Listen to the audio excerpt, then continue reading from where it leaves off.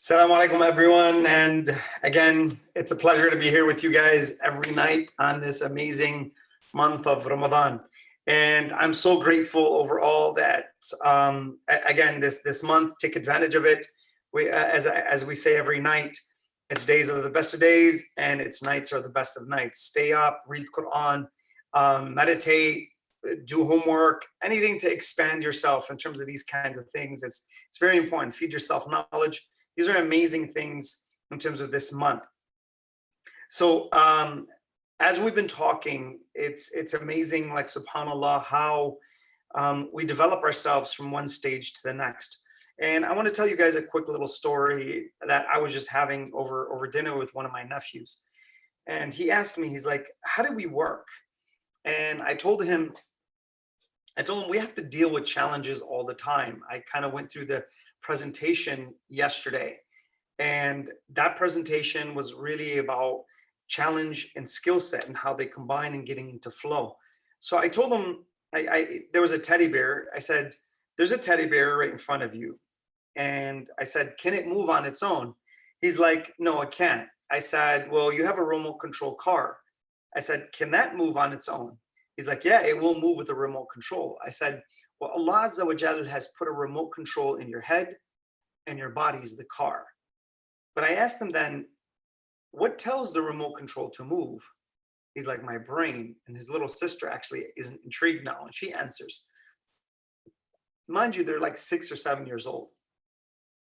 And I said, that's your brain, that's part of your body.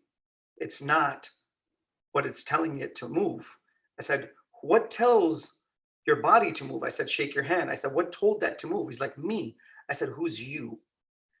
And he's really thinking now. It's like, and it's an amazing concepts. These are amazing concepts to teach kids. And what I'm going to do tomorrow, inshallah, is like what we're talking about right now today. It's dealing with uncomfortable emotions. I'm going to show you how to spot these things in younger children. So, and what I've noticed is, guys, I'm just going to be very straight out with you in terms of my profession and the people I deal with. I have kids who are 12 years old, 11 years old, dealing with pornography addiction. I have kids who are just completely gone haywire in terms of their anger. I have kids, and it's amazing to see what's happening and why are people so distressed in terms of this time. So what I told him is you have to make wise decisions. And he's like, what's a wise decision? And we went through a whole, it became a whole presentation. And inshallah, I will introduce you to one of the nights, I will introduce you to the value circumplex and how we are aggressive or passive. And we can go from there. If I get a chance one of these nights to actually do that, that's a very important presentation. But tomorrow I'm gonna show you how young kids who are coming up with depression, anxiety, these kinds of things, how to spot this stuff in terms of low self-esteem and low self-confidence. And I'm going to talk a little bit about the teenage level. So tomorrow, if you know someone who's younger, having, these kinds of issues, 12, 13, 14 and up, I think it's a very important thing that they hear it tomorrow. And I'm going to give some important information on what to look for, what are the signs to look for. And there's about 4 or 5 of them, and I'm going to take you through that tomorrow. But tonight, it's really about understanding 2 parts to dealing with uncomfortable emotions. There is problem coping and emotional coping, and it's going to split into that. I'm going to show you how that works mostly I'm going to talk about emotional coping because that's the heavy part of the presentation. I'm not going to go to problem coping because it may get a little dry. So I have literally 1 slide on the whole thing. And it's not that difficult to understand problem coping. It's a lot harder to understand emotional coping and how to deal with that. And more than likely, just to see what happens when people emotionally cope and what are some good antidotes, what are some bad antidotes for that? What's the medicine for emotional coping? When we're stressed in life and life has hit us in so many different ways and we have to emotionally cope, what should we do? How should we do it? Okay, What are the good things to go through? What are the bad things that we're to go through?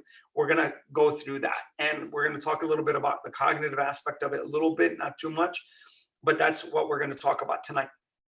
So if you have any forms of anxiety, depression, these kinds of things, all stem from these kinds of things in terms of what kind of coping mechanisms have you set into your system. And so just to begin, guys, like, again, I have some things for you in terms of a book.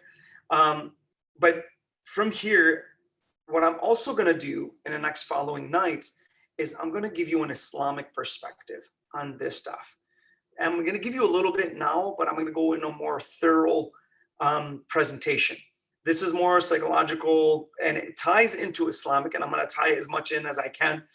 But the next couple of days, I'm going to do probably the presentation tomorrow on the kids in terms of dealing with them and figuring out the signs of these kinds of things. Then the next day after that, I'm going to give an Islamic perspective on dealing with the challenges of life and what it says in the Quran, what hadiths say, like something like Imam Hassan and Imam Ali advising his son and what he tells him to do in terms of when facing difficulty. Where should we go? Where should the heart be connected to? How should this work?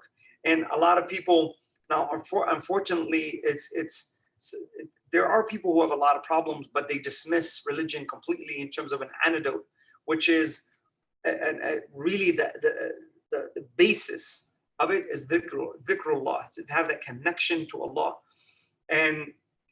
But ultimately, there's a way of doing that too. It's not just hey, just remember Allah. No, it doesn't work that way. There's a process to it. So I'm going to give you some explanations in terms of how to do that. What is sabr? How is sabr connected to all that? Okay, these kind of concepts we're going to talk about, inshallah, in the next couple of days. So before we start, أعوذ بالله من الشيطان الرجيم بسم الله الرحمن الرحيم والصلاة والسلام على أشرف الأنبياء والمرسلين أبي القاسم محمد وعلى آل بيته الطيبين الطاهرين اللهم صل على محمد وآل محمد. Tonight, guys, this is how old this is. This is, you see these, but it just tells you how far away when I used to be reading these books as well. So the 7 Habits of Highly Effective People. This is an amazing book in terms of standards. I remember when my mentor put me on this and he told me he wanted me to write about the 7 habits. I literally back then wrote 1 paragraph. I think I can write a whole book now on each habit. But it just shows you how you progress in life in terms of these kinds of things. So there's 7 habits. There's also, and by the way, these are his. I forgot to give them back to him. These are actually his. But alhamdulillah, I know he will forgive me because I know what kind of person he is in his heart. So forgive me, Sayyid, for okay, that's enough. All right, so on there, he also gave me this at the end. What is the 8th habit? And not many people really know about this, but if you don't, I think Stephen Covey did a great job on this. And also that's a great pickup if especially you're younger. And a lot of these principles, guys, I even have lectures on these things back when I was, first starting out in terms of presenting. But all these habits are literally in the Quran and Hadith. We have all of them are there, subhanAllah. But Stephen Covey did a great job of putting this together. And knowing how to categorize time, the importance of time, these are great things in terms of that. All right, so that's it. Let's move into the presentation and then we'll go from there. Number 1 thing. All right, guys. So difficulty. إِنَّا خَلَقْنَا الْإِنسَانَ مِن نُطْفَةٍ أَمْجَاجٍ نَبْتَلِيهِ فَجَعَلْنَاهُ سَمِيعًا بَصِيرًا. Surely we created man and we will what? Test him. نَبْتَلِيهِ. You are going to be in ibtila, meaning that you are going to be tried. The challenges, as we said before, are like waves of an ocean. They never stop coming.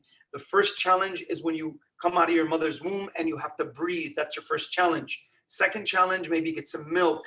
And the challenges keep getting bigger and bigger and bigger. The waves just keep getting bigger and bigger and bigger in terms of responsibility. So one day you have a child that's handed to you and you're told, program it. هو الذي يصوركم في الأرحام كيف يشاء. He's fashioned you in the wombs of your mother, and And now you're this baby that's been fashioned in the womb of the mother is given to you as a product and say, here you go, program it.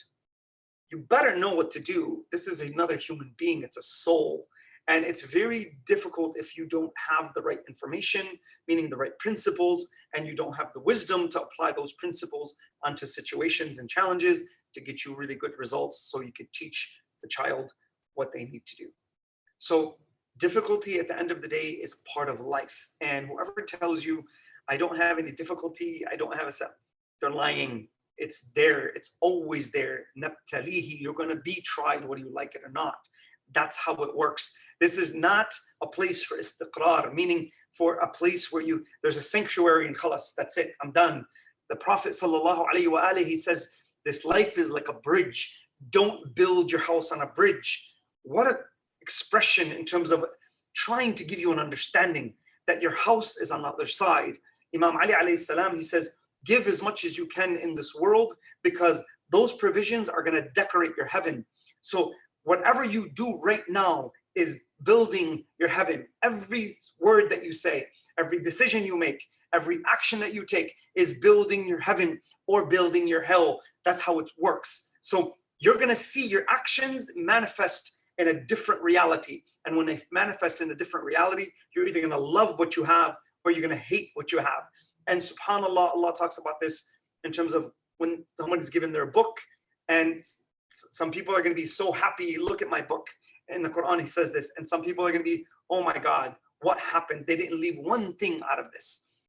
فَمَنْ عَمِلَ مِثْقَالَ ذَرَّةٍ خَيْرًا يَرَى وَمَنْ عَمَلَ مِثْقَالَ ذَرَّةٍ شَرًّا يَرَى. So whoever does an atom's weight of good will see it then, and whoever does an atom weight of bad will see it then. And that level, difficulty is part of life. It's part of us, it's part of life. Get used to it and fall in love with it. Fall in love with rejection the second you do, I promise you. And you can get your heart to turn like that. And you fall in love with the rejection of life, which is a challenge. And then your skill set comes and overtakes the challenge. The emotions behind that exam, that test, that trial, that tribulation is second to none. Those are the emotions you want. But you have to earn emotions. They're not given to you. You have to earn them because the only way you know you have a principle is when it's challenged. That's the way it works. So difficulty is part of life. Difficulty has two ways that we can deal with it. All right. Number one, in terms of dealing with it, is emotionally coping. Emotional coping, I'm going to go through it. And number two is what? Problem coping. I'm going to explain the difference between the two. I'm going to take you through that, and then we're going to go from there. Follow along. This is very important in terms of relationships, how people, act. And I'm going to show you some techniques that when dealing with situations like this, which one you should be doing, when listening to someone. You have to know which side they're on. Are they emotionally coping or are they problem coping? I'm going to go into that a little bit. And if I don't, I probably had some other things I needed to talk about that were more specific and more important, because that's just a side note. But let's go from here. Let's start with emotional coping. So emotional coping, focused coping involves trying to reduce the negative emotional responses associated with stress, such as, now really watch this and pay attention to these because I know all of you have felt them.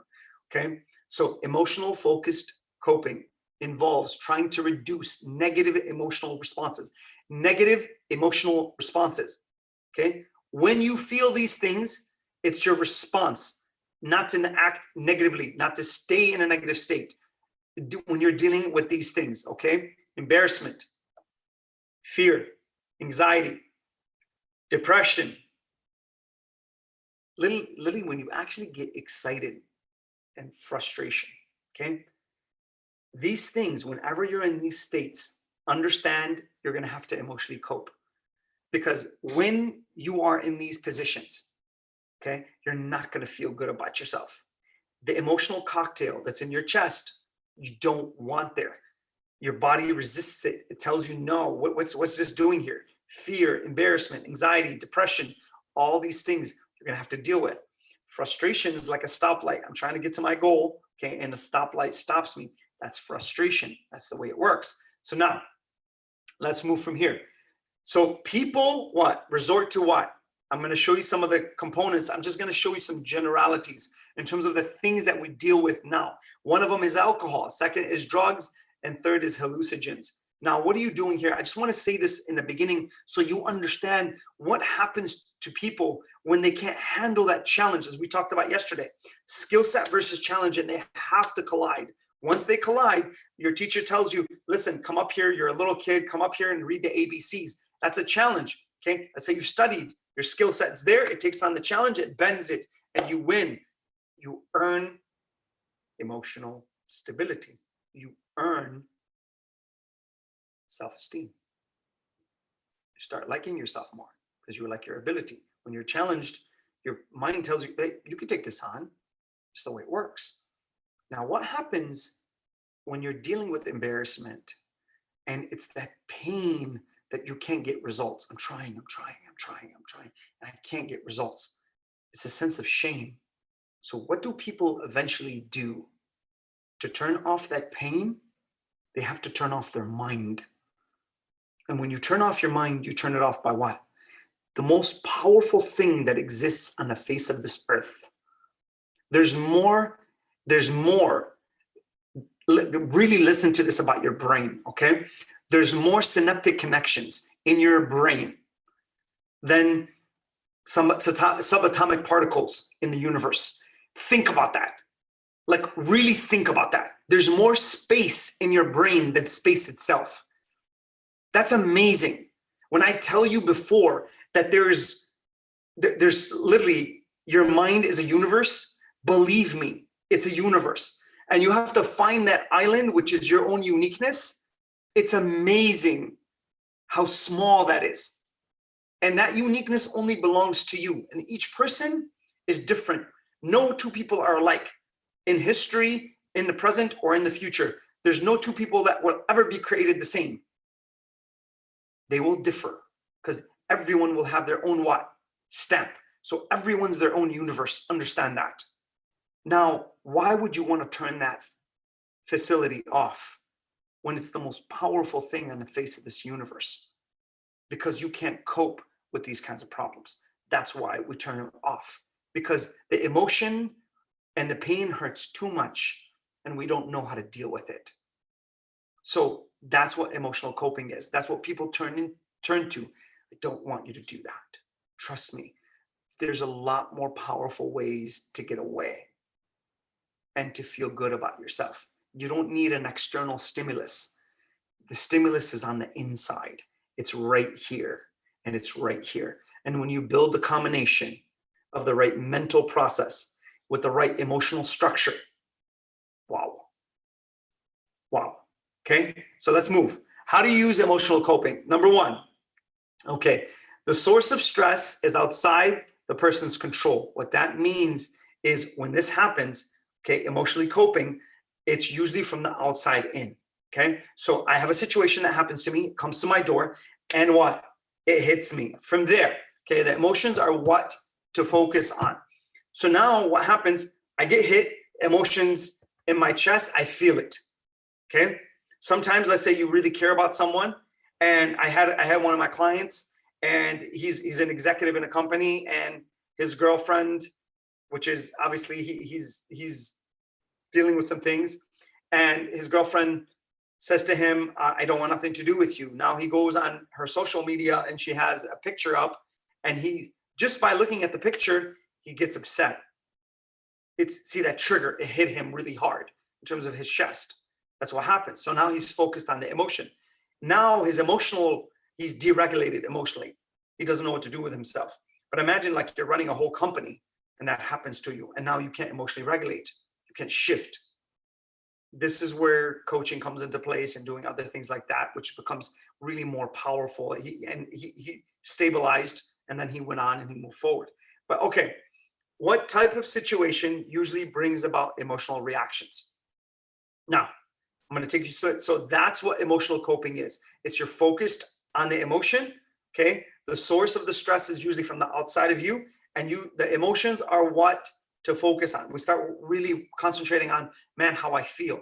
But most of the time, guys, another thing is with this, and I'll leave this point and I'll end with this point, is we don't know why we feel what we feel because we don't understand the triggers and how we work. I'm not going to get into that. That's a whole nother level, but that's another reason why. Okay. Now, high stress situations. We just explained one of them. Okay. These happen when the situation is not controllable, meaning someone, like, at the end of the day, someone has hurt you and they're deliberately hurting you and you can't control that. Let's say somebody's put some news about you or talking about you, or they're doing something that's completely out of your control. You can't, and let's say this person is just, you don't have access to them, but it's completely out of your control and you don't know who's saying it. Okay. These are those situations. Now, what happens to us when we hear someone backbiting about us and we don't like it? And trust me, people's like tongues are like razor blades. And especially when you get a little bit into the spotlight, they will cut you up and they have no mercy. But at the end of the day, in terms of these kinds of things, that's what happens to us. Our characters being attacked, okay? And they're non-controllable situations. Number two, no matter what I do, I can't change the situation. So here's what people do, guys. Whenever you see, let's say you're coaching someone, there's a kid that you're mentoring, let's say you're a parent, let's say you're an adult, okay? And you don't, so I cry or I laugh to deal with the situation. Some people actually laugh because they're really, really stressed. You know, I get to a point where just like, it's like the problem is so big, it's like, well, whatever, I can't deal with this. I just start laughing, you know? It's like, you just start laughing at yourself. Let's say you're running low on money and the bank just takes a late fee and now you have nothing. And it's just, you start laughing, you know? And that's literally coping. That's emotional coping. And some people just really cry. And this is a major sign, guys. When you ever seen somebody cry because of the lack of control, that's what they're saying to you. I don't have control anymore. So what we do is we're actually submitting to life in certain ways. And I'm not telling you not to cry. Crying can be very healthy in terms of you got to feel it to heal it. And sometimes crying is a great thing in terms of the healing aspect. It's a healing process. But again, you got to know when to do what. Okay. So from here, emotion-focused coping techniques include, now watch this, I'm going to take you some good ones and some bad ones at the same time. And I'm going to show you how that works in terms of how people do this. Now, okay. You can distract yourself, meaning keeping yourself busy to take your mind off of the issue, whatever it is. If people can do that, like some people are very strong at that, okay?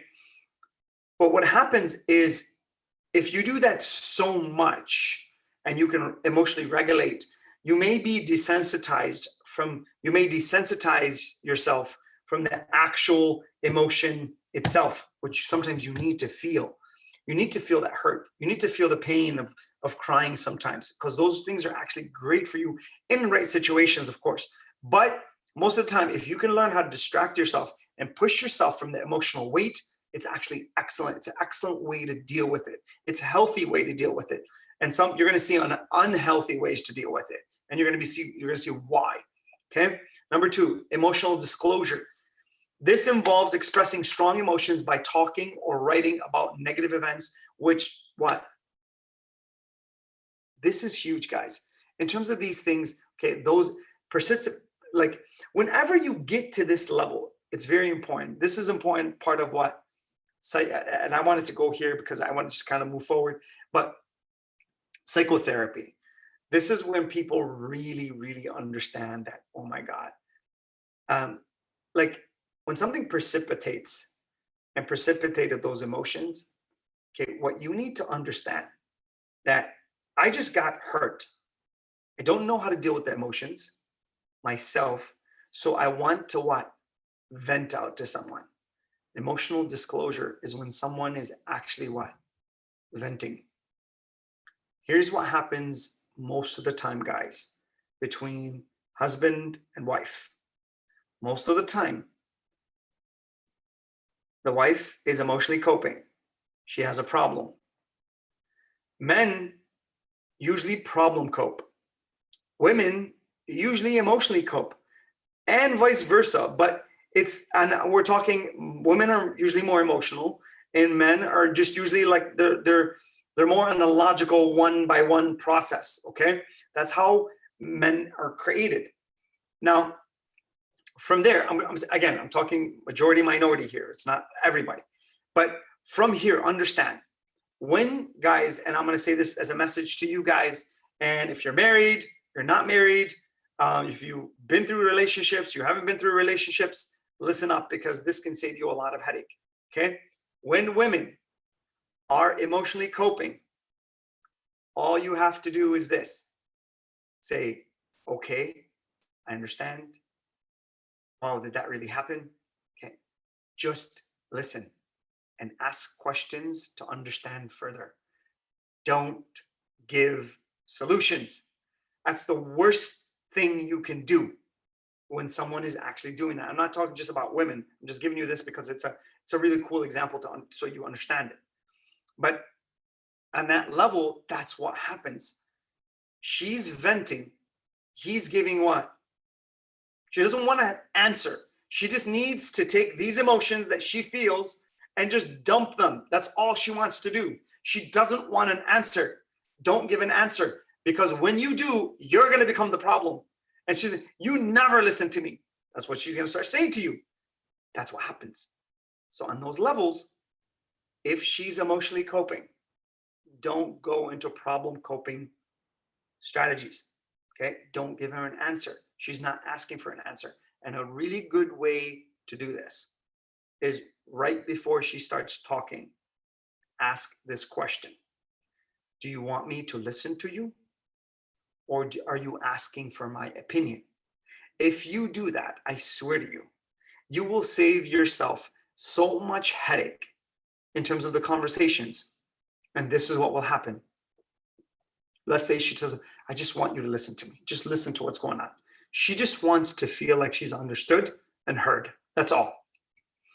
From there, when she talks, just listen, but genuinely listen.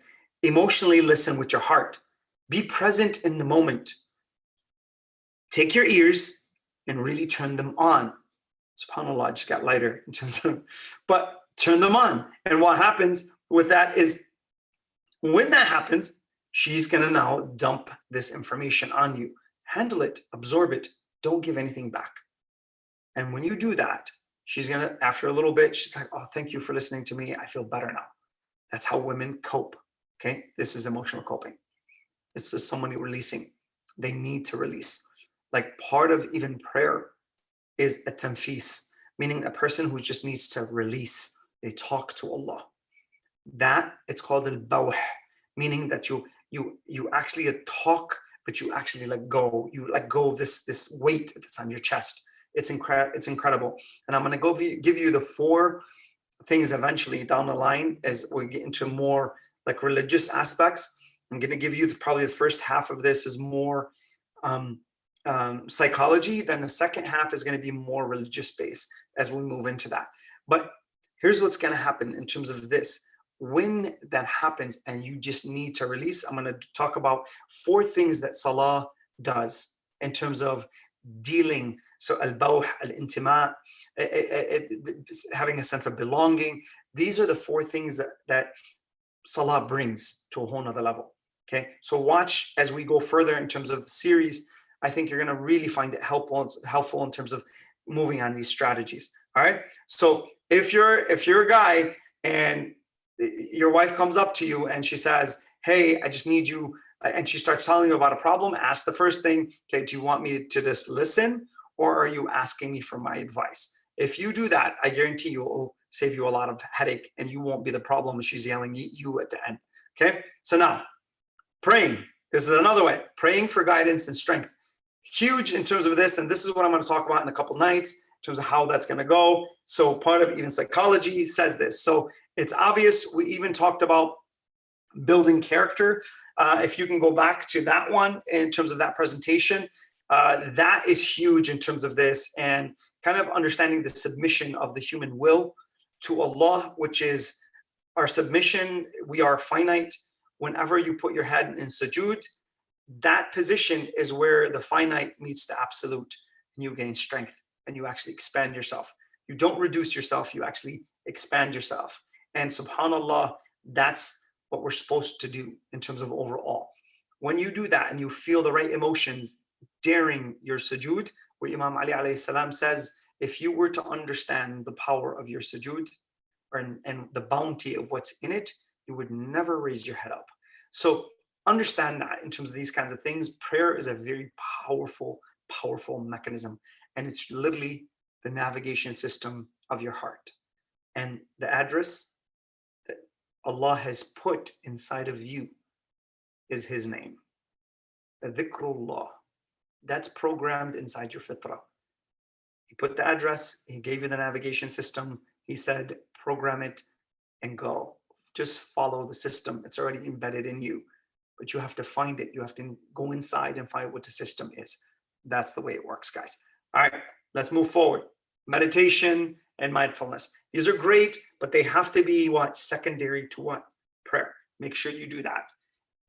These are great things, but they're secondary. And if you start getting into laws that go against prayer and against these kinds of things where some people start, I'm not going to get into that, but be very mindful with this stuff because it's a great thing, but it can be also it can be dangerous in certain ways when it goes against the laws of Islam. So know the laws of Islam, know how it works, know what you can do, know what your limits are, and then go from there, okay?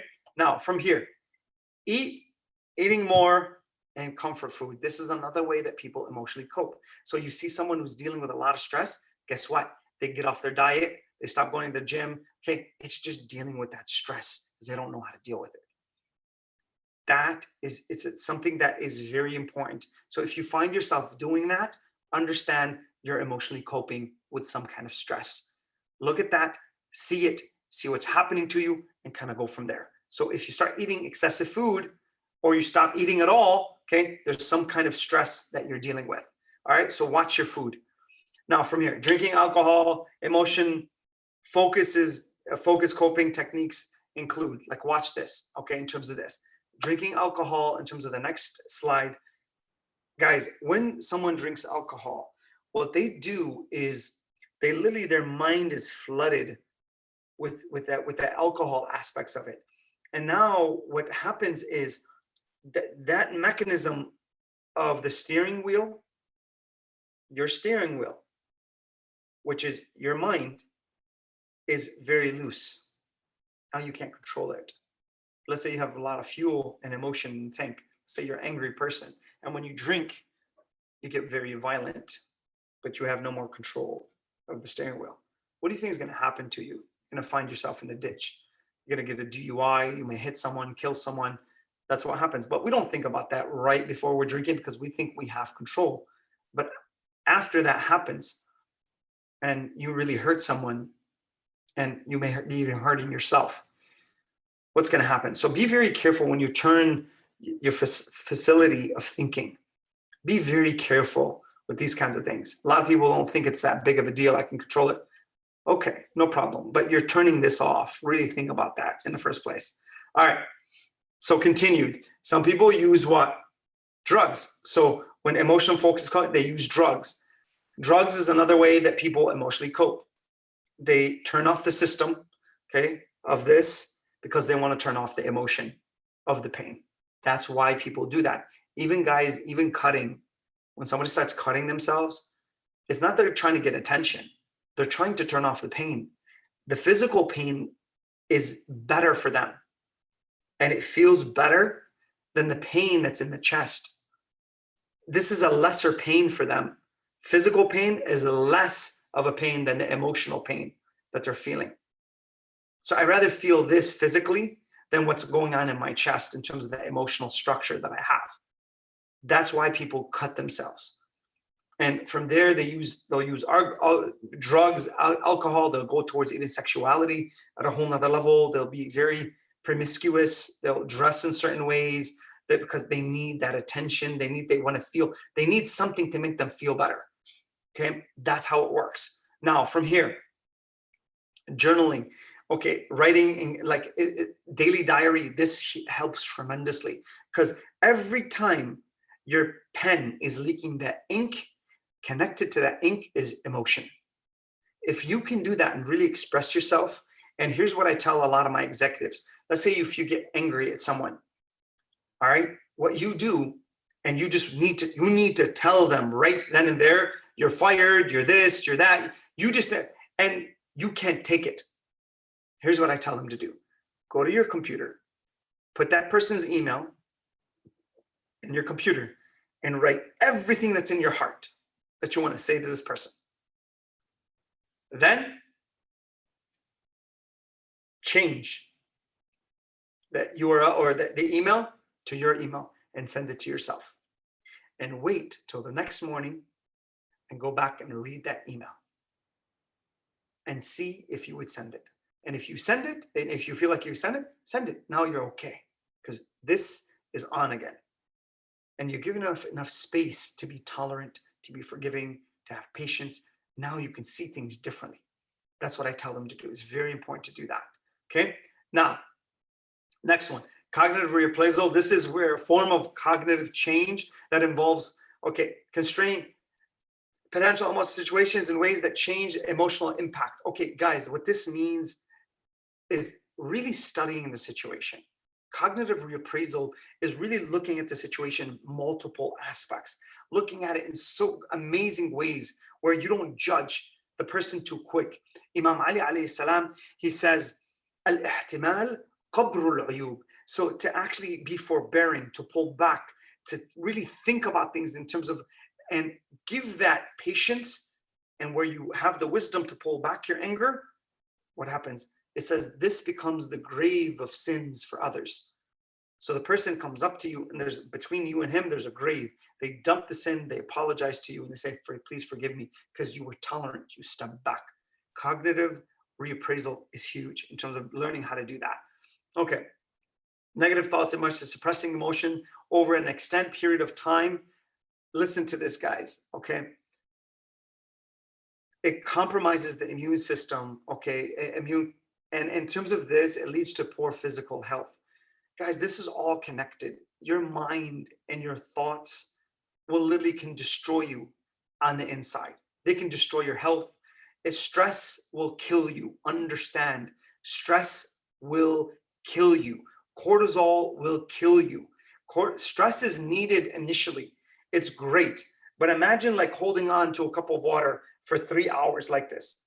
Let's say stress is inside this cup and you're holding on to it for a few minutes. It's fine. It's needed. You need that stress, okay? Because it'll help you change things. But what happens when you hold on to this thing for 3 hours, 5 hours? Your arm's going to get tired.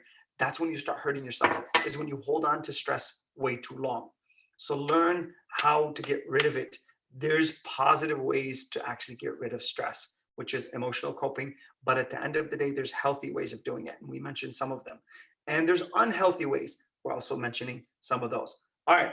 So that's emotional coping. Now we're going to talk about problem coping. Problem coping is completely different. And when somebody's in this state of mind, they're actually asking you, hey, I need an answer. This is you going to your, let's say somebody writes you up and you get a negative report about some project you did. You go to your boss, you tell them, listen, I know what happened. I didn't work hard enough on it. Okay, you come up with a plan, a strategy, and you go from there. That's literally problem coping.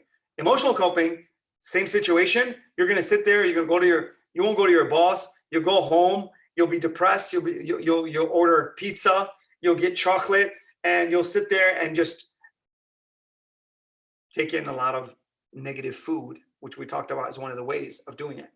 You're doing that instead of problem coping. So emotional coping is you get the chocolate, you'll get the pizza, you'll watch a movie, you'll feel demotivated, and you won't want to do that. Problem coping is actually thinking of it and saying, you know what, let me do this, let me do this, let me do this, take responsibility for what you're doing and go from there. That's how it works. All right. So one slide here, we're almost done. All right.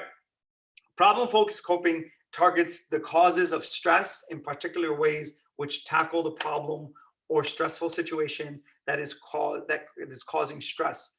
Consequently, okay, directly reduces the stress. Guys, if you can do this and learn how to emotionally cope and also problem cope at the same time, where I go to emotional coping and I need someone to talk to. And I call and I say, hey, Wissam, what's going on? I have this, I have this, I have this. And right away, you talk to someone who you really care about and someone who has wisdom, someone who has knowledge, and someone who has what? And has experienced what you have gone through. And that person can regulate you in like seconds. And sometimes that it doesn't take them, like literally it doesn't take them long at all. And they can make you get on the phone and that person's like a pill. And they give you a pill and it's like, wow, this is incredible. Like, what happened? I feel so much better. Okay, they remove the stress. That's why you can emotionally cope that way, because you called, and one of the ways to do it was calling someone, and we said emotional disclosure. That person just lets you disclose and you're venting and you go from there. That's one of the ways to do it. Now, if you go into problem coping mode, and after that you go into problem coping mode and you find a coach then, and or a mentor or a father or a mother or somebody you really trust, has wisdom, and then they give you a solution after you emotionally cope. That is very powerful. It's very powerful. Now situations don't take you that long, and you don't stay in drought. You don't stay there for days and weeks and months and sometimes years. And now that changes your whole construct of your whole body, and it becomes very difficult to come out of that, because if you stay there far too long, guess what? It becomes very difficult to come out of that. So please be careful with these things in terms of when you're problem coping and emotionally coping. Be careful with these things. Now, let's move forward. Okay, the thinking. These are challengeable situations. This is how you start thinking.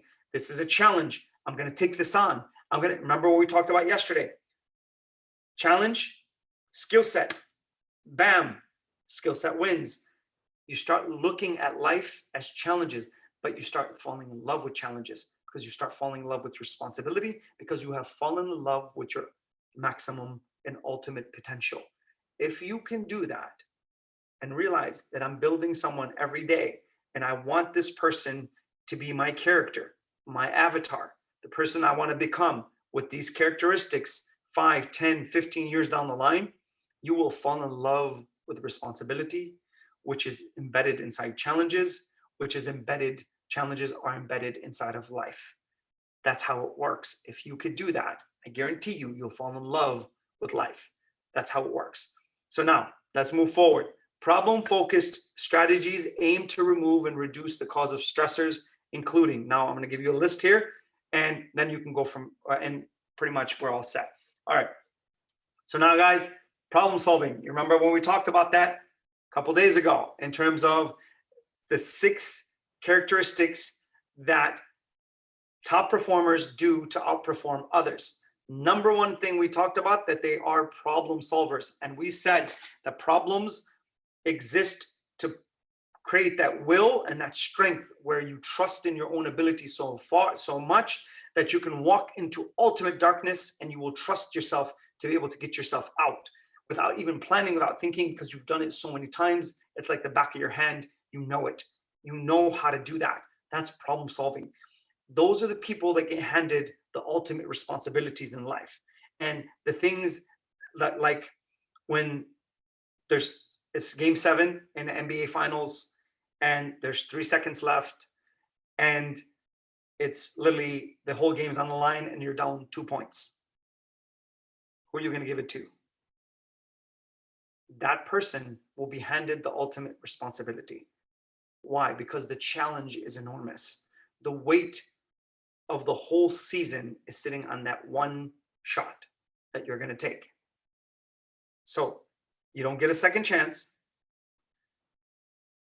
It has enormous amounts of responsibility, and there's no time to think. It's got to be automatic. That means I can't think about how my elbow is or how my wrist. I can't practice to get my shot right. It's got to be automatic, because the pressure is enormous in terms of what's going to happen. You have to beat that challenge. Those challenges are only handed to the top and ultimate performers. They are the leaders because they can handle that kind of pressure. They want the ball. They want to have it in their hand because they want to solve the biggest problems. This is the ultimate challenge. Everyone wants to be a leader, but can you handle that kind of pressure? Can you handle that kind of pain if you miss? That's tough, but that's how it works. When you flip this equation and you problem cope and you emotionally cope properly, you will fall in love with life and you will get yourself to the ultimate situations that are challenges that are embedded with responsibility. And when that happens, you want to take on that responsibility. You tell the coach, give me the ball. I want it. I want to take the shot. Wow. And imagine in your heart, you feel nothing but calmness and confidence. Incredible. All right. Number 2, time management. Guys, I'm not going to get into this too much. I might do a whole presentation, which I already have. I don't know if I'm going to do that in the later part because I promise you I'm going to do more religious stuff. But time management is key in terms of the strategies. You have to understand, guys, is this.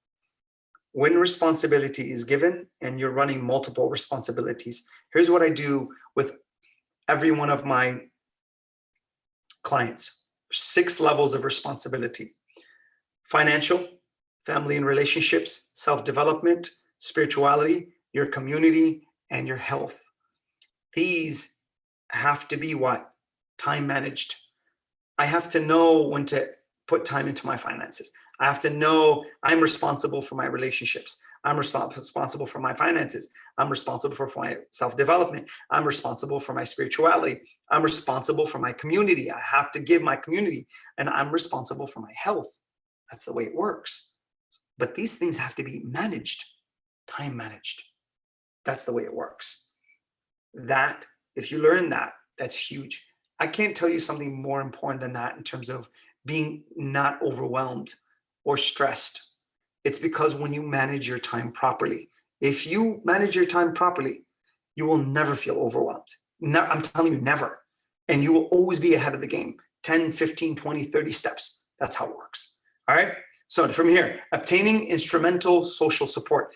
This is also huge, guys, because a lot of people, I'm sorry, they don't have that support system that's around them. Maybe they have problems with their families. Maybe they have problems with other people. They don't know how to emotionally construct a relationship with someone else. And this is a huge problem now because people don't know how to communicate as well.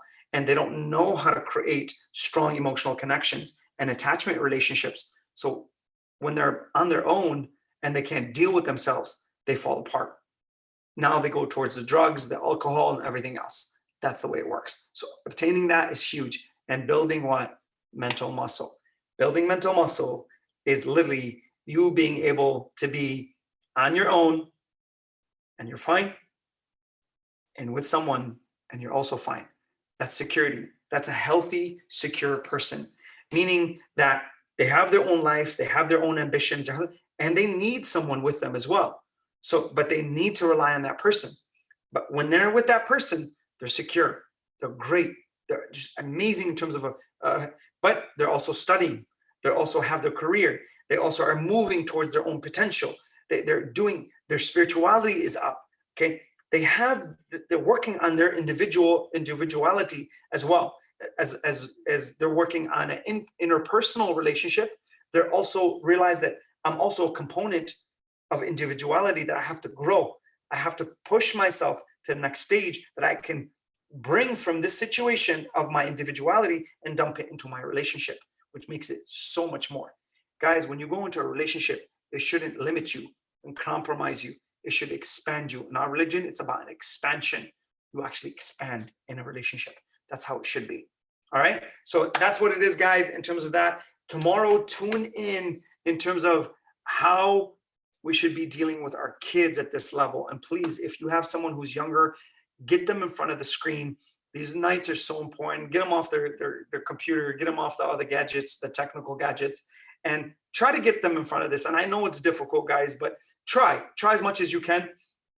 And if you can't, you learn the information and pass it on to someone. So tomorrow is very important. If you're a youth and if you're an adult and is trying to teach some youth, or a parent, or in a relationship that's going sour, tomorrow will be a great one for you in terms of understanding these things, and then we'll go from there.